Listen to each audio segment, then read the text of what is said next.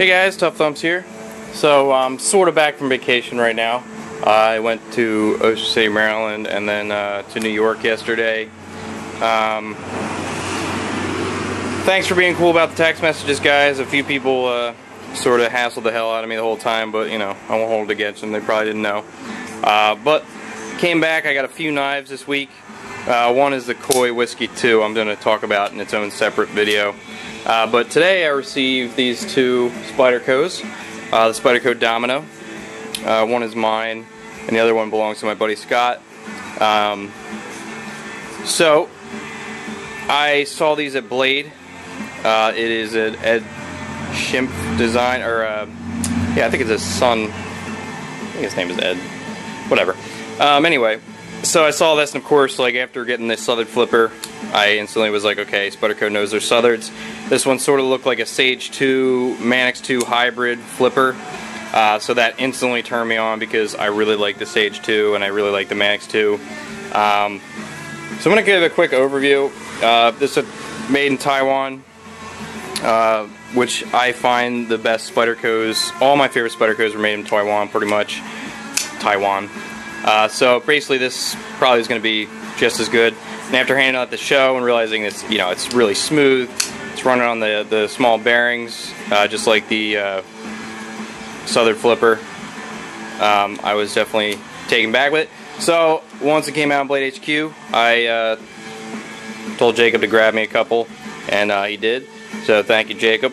You guys, Blade HQ, awesome. Shameless plug. Anyway, so I have not used it. I'm just going to give you a quick overview, and I don't think I really have to use it. I mean, I can tell you right now this thing is definitely a winner. There's one big glaring thing that I absolutely just can't stand, which is the carbon fiber. Some people might like it. I think it's just absolutely terrible. But it is carbon fiber. I could feel the weave there. I'm not sure if it goes all the way through. They say carbon fiber laminate, so I'm not positive if that's like the all the way through carbon fiber or just the sticker on top type of thing. But this steel is CTS XHP, one of my favorite steels, and you guys know that it's a great steel, holds an edge really well. I've always had some issues with sharpening it, but that's just me. I don't know if that was just a couple blades that I hadn't ground properly or something like that, but I had an issue with sharpening it on a VCP and one of my Tough One, but actually maybe it had something to do with me just getting used to sharpening on my grinder or something like that. But all I know is it's a workhorse steel. It's great. I don't know all the like science behind it. All I know is it's a great steel. I'm not even sure the damn price of these things.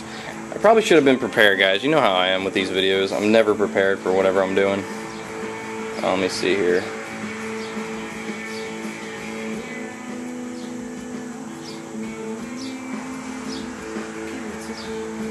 Let's see if we can get this up real fast.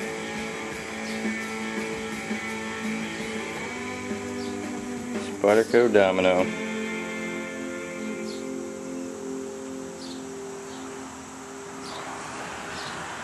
Okay, there we go. Thank you. So, okay. So, what was I looking for, guys? I can't remember. So yeah, CTX SHP, blade thickness is 0.0118. The price point on this guy is $199 on Blade HQ. It has, you know, the carbon fiber, titanium liner, I think. I'm pretty sure it's titanium. Titanium frame lock. Got the Spyderco spoon clip. Leaf-shaped blade, lock bar insert, which is pretty big. Good lockup, solid. It's got the integral frame lock. Standoffs, flow-through design, nice jimping up top, jimping right here, just like the Sage 2. The action is very smooth, very smooth. Easy to disengage, real easy to flip. Super comfortable. The ergonomics on this thing are absolutely phenomenal. Awesome feeling, just locks in. Got choil here, small groove here, comes up to just like a nice rounded area, and it just fits my hand perfectly. The choil is not as comfortable as the Sage 2 choil.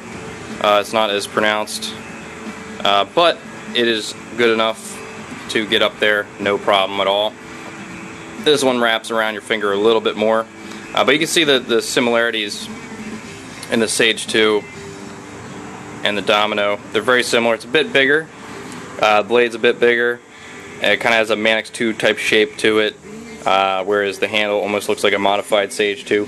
I almost believe that this was going to be the Sage 5, but they decided against it at the last minute or something like that, because it looks so much like a Sage 2 that I can say that and feel like it actually might have been true. But it's very nice, guys. It's a Spyderco hole opener. Overall length is 7.5.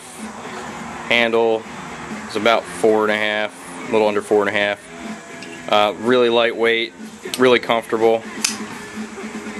I recommend it, guys. I mean, it's 199 bucks, but Spyderco's quality, the Taiwan quality, Spyderco's, they're just unmatched, I think. I mean, the only other, I love the Spyderco Taiwan made, just because they're all my favorite models, but the only thing I can really compare with the Taiwan made Spyderco's is the ZTs. Both just always winners. I mean, even like the wacky designs that Spyderco makes, their Taiwan, they're always perfect. Besides the, what the hell was that one? The one with the ratcheting sound, not the Nilaka. I forget. The one with the ratcheting sound. The ratchet would break on it, but it was solid. So yeah, I haven't done an overview on a knife in a long time. I'm kind of like, my brain's a little out of it. But all I can say is, I know this steel's great, as long as it was heat treated properly, which I've never seen a poorly heat treated Spyderco before. It's, Spyderco factory sharp, which is pretty damn sharp. Just a great little EDC, guys. I mean, I'll definitely give you guys an update. You can see the overextension in there. See a little white line, or the satin line there. The over travel is part of the lock bar insert. And it's just nice, guys. Nice and slim, very comfortable. And I will be customizing my handle for sure, because I absolutely can't stand the Bill Cosby carbon fiber. But like I said, some people might like that. I have very specific taste when it comes to knives, so we'll see. But this is it's just amazing, actually. It flips better than the Southern. I mean, some of the Southerns flip really, really well. Mine in particular. It's pretty smooth. It's just not the smoothest thing in the world. That's because I didn't countersink this side properly. Just needs a little bit more countersinking. It's good, it just goes off center. That's because the pivot is pulling on one side more than the other due to the improper countersink. But that's my fault for not countersinking this when it was a solid piece. When it was so you try countersinking this little tiny bit and I'll give you $100, seriously. It's impossible. Well, it is possible, but it's very difficult. So yeah, guys, Spyderco Domino, awesome, awesome, awesome, awesome. And I will keep you updated on what I think about it. But if you like the Sage 2, I think you'll like this too.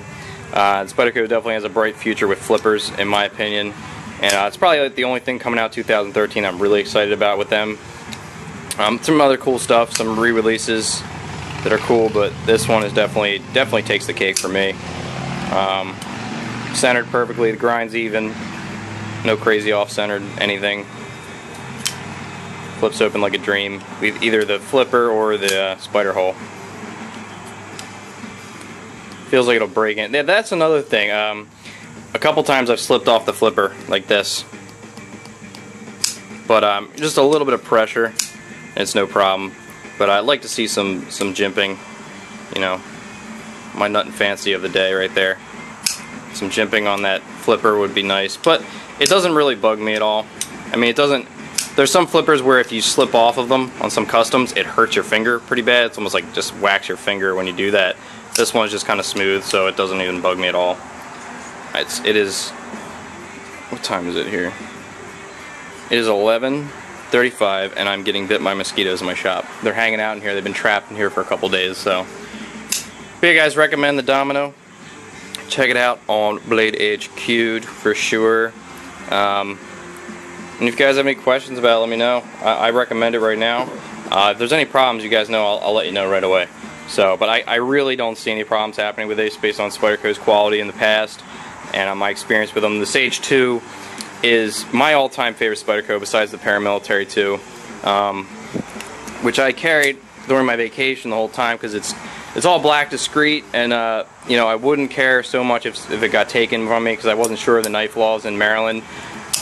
Didn't carry it in New York, of course. I carried my tiny Brad Zinkler frame lock and my Silent Soldier in my crotch. But the Sage 2, guys, unmatched. This is my first Sage 2 I got like 4 years ago. I don't even know, long time ago. But the lock has stayed right there. It's solid. Never had blade play. Never had a single issue with it whatsoever, ever. So if it's anything like the Sage 2, which it seems like a flipper version of the same Sage 2, then it's definitely 100% a winner, guys. But the steel, this is S30. This is CTS XHP. I prefer CTX, so we'll see. CTS, sorry.